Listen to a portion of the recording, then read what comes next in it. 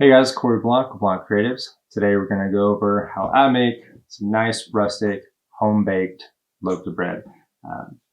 We have a new product. This is our bread cloche, just released. This is something I've been working on prototype-wise for a couple of years now. Finally dialed it all in. So you get a cloche lid. This lid is solid carbon steel. It's 14 gauge spun into a hemisphere. It's a 10-inch diameter, 6 inches tall, has a nice cast stainless knob on the top with our logo. It fits nicely into an 11-inch roaster. That's sort of the ideal home for it. This is what it looks like with the roaster. This is specifically a bronze handled roaster. So what is a cloche? Why would you need one? Why do you want one? Other than, they look beautiful. So a cloche, it's like an oven within an oven when you're baking. So what I do is when I preheat my oven, I put the cloche in the oven, 500 degrees. When it's at temp, I take it out. I'll then put a loaf of bread, piece of parchment paper, and my loaf in there. And then lid on, back into the oven, 25 minutes. Take it out, lid off, 25 minutes. So in that first cooking phase with the lid on, what the cloche does is it holds all the steam. So that allows your loaf space to rise, but also with that steam, keeps your crust nice and soft and allows that rise. And then you take it off for the second half of the bake, and that's where you get a nice crisp crust. So again, here's what the cloche looks like. I have a little video I put together over a couple of days ago with me and my daughter making some bread at home, and I'm going to go over that with you now. It's not a short video, but I want to go in depth on what we're doing, why we're doing it, different flours, kind of what to know to really make the best bread at home. I want this to be detailed enough that you have a good understanding of how to make bread at home. But there's way more information out there that I can give, or I even know that you can find books and other videos. So let's jump into it. All right, so here we're just doing the water and flour. That's going to be your first step. Measure everything out. So always put the water in the bowl first and then flour on top.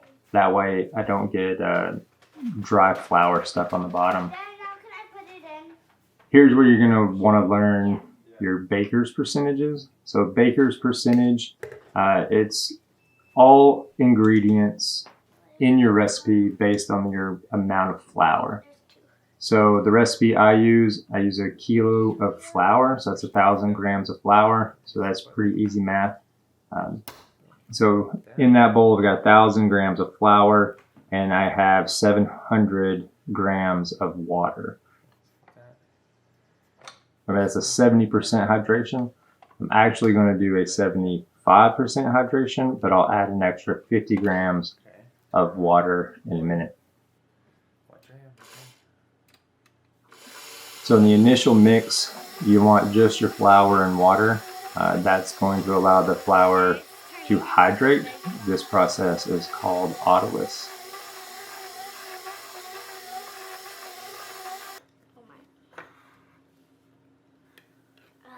All right, so now I'm measuring out my starter. And on this, you want about a 20 to 25% starter. And so for me, I'm doing about 200 grams. And then I'm adding an extra 50 grams of water. So that's going to bring me up to a 75% hydration. Now, this is a sourdough bread, so that's why I have the starter. If you use a yeasted loaves, which can be easy to kind of start with, then you don't have to worry about the starter situation. Where do you get a starter? You can make a starter at home. So usually a week, 2 week long process. You can find a lot of that information online or go to your local bakery. See if they'll give you some starter. The starter I have is probably about 20 years old at this point, and I got it from a bakery here in town, probably about 15 years ago. So now I'm going to mix in the starter into the dough. So this is a place I can talk about flours. Where do you find flour? So this recipe in the video I just used, this is King Arthur bread flour. You want to go with a bread flour. Bread flours are produced from hard wheat, and they typically have a 10 to 14% protein. The higher the protein, the higher the gluten structure, the better the gluten structure is going to develop. And that will give you a nice springiness, and you'll be able to have that window pane, almost like see-through dough if you stretch it nice and thin.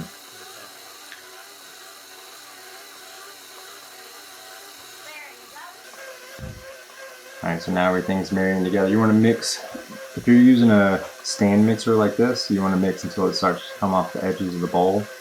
You can also mix by hand in a bowl, which you could do the slap and fold, which is basically kind of aggressive, picking it up, slapping it down on the table, folding it, picking it up, slapping it down on the table, just to thoroughly mix everything.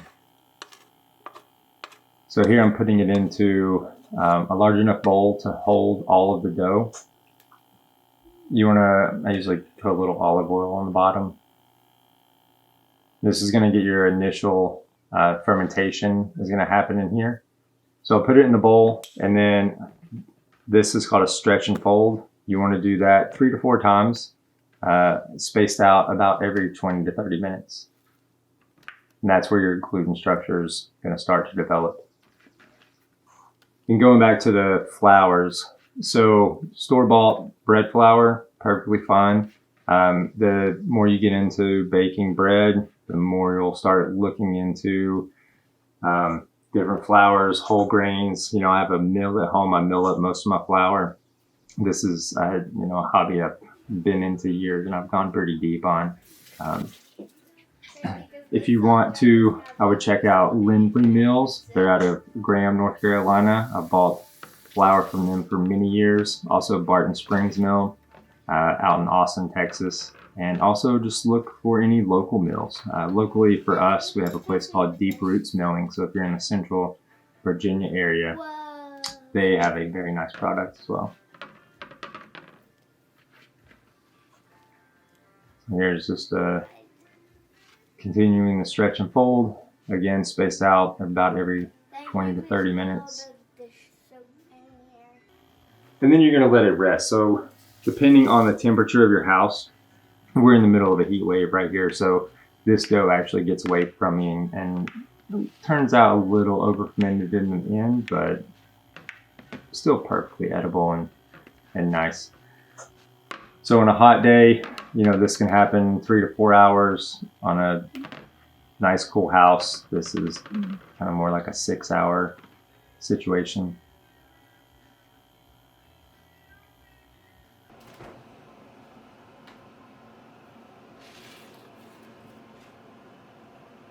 Yeah, so now I'm just ready to divide it out into the two loaves. So taking one, divide it in two, put it on a lightly floured surface.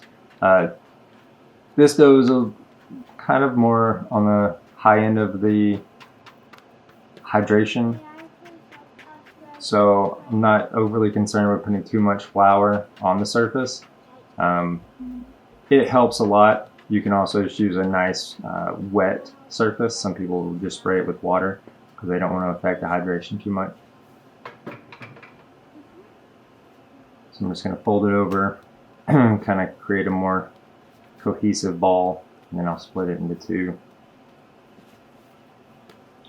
So in your basic sourdough loaves, you have flour, water, and salt. And then the yeast comes from the mother, and the sourdough mother is just the yeast is natural yeast in the air.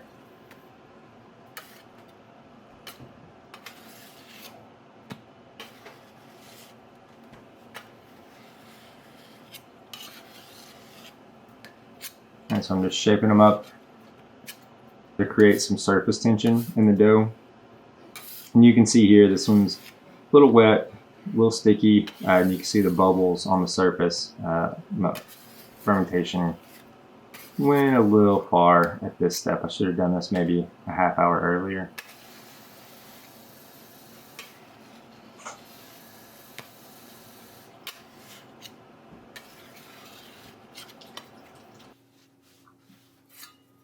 All right, and this is after I did what's called a bench rest. So this is about 15-20 minutes after I shaped them. You want to leave them on the counter.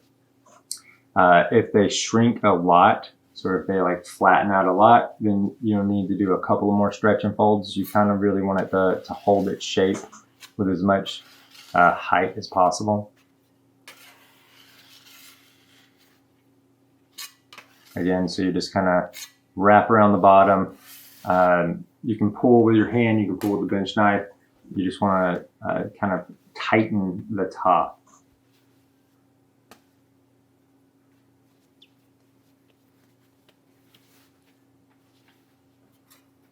Wrap everything underneath.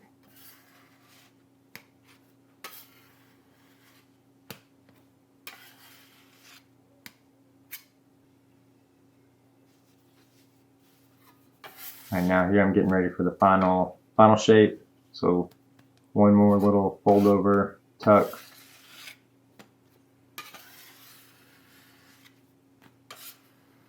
And then I'm going to place it into some bannetons. Basically the little baskets like here. That is lined with rice flour. Rice flour doesn't like to absorb water, so it'll keep a nice, it's not going to allow the bread to stick. And then once they go into these bannetons, these are just like rattan ones I think I bought online, Amazon or something. Years ago I've had. You can also find wood pulp ones.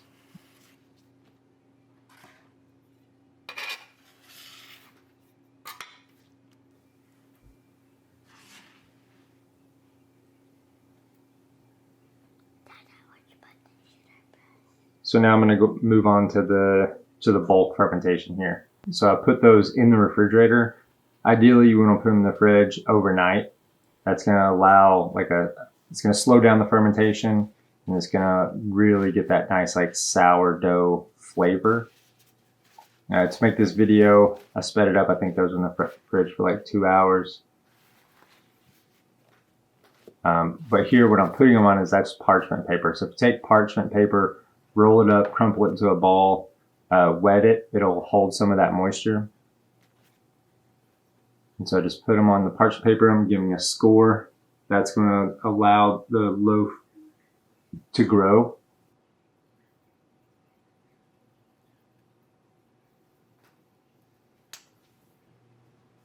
Yeah, so now I'm just placing them on a preheated roasters.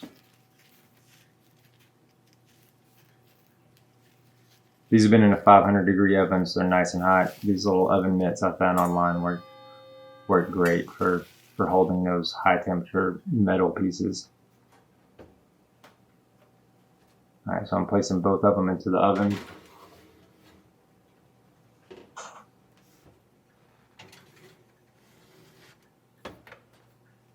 And it's 25 minutes. I'll leave the temperature high, 500. Sometimes I'll drop it down to 475 for that first 25 minutes. Take the lid off. Now I'm going to go back into the oven. And if you have convection, here's where I'll switch my oven over to convection and do 475. But if you don't have convection, your regular baking is fine.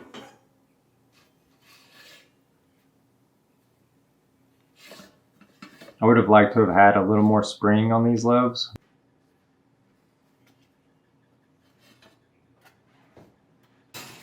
They're still great loaves.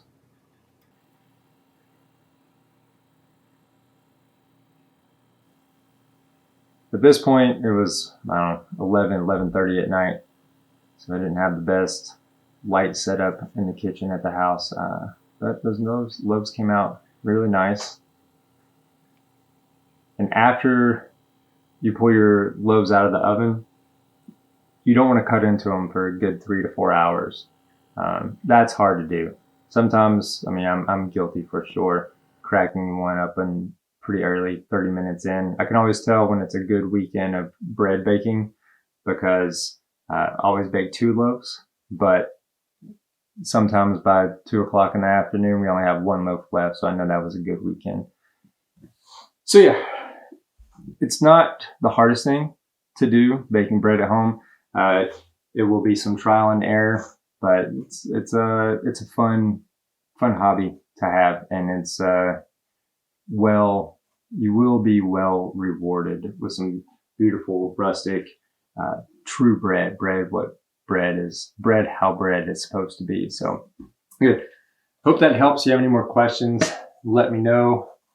This is the Cloche. They're available right now for pre-order, and I'm ready to get them out in the world. So as always, thank you for being a part of our story. Again, Corey Blanc, Blanc Creatives. Have a great day.